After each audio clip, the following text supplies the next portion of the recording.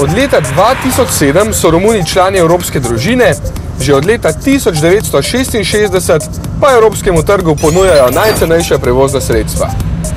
In ne gre za osle in mule, temveč za dačije.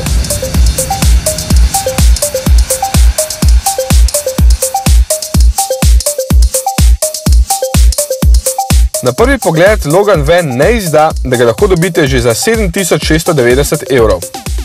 Pravzaprav mu na prvo žogo ne gre očitati ničesar, česar ne bi mogli tudi drugim dražjim konkurentom. Škatla kot škatla pač. Notranjost je, kot že poreklo nakazuje, precej špartansko opremljena.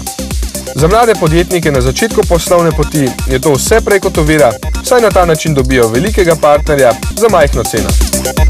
Vanj lahko do dolžine 1,73 in širine 1,42 metra spravijo kar za 2500 litrov tovora ali 800 kg težko delovno mehanizacijo. Škoda le, da stranska vrata niso drsna in da je pregled za vozilom katastrofalen.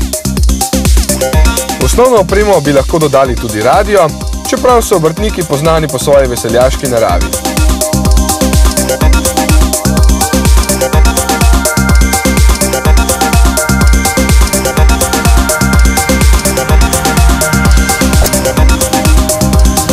Van je zahvaljujoč veliki medosni razdalji zelo stabilen pri večjih hitrostih.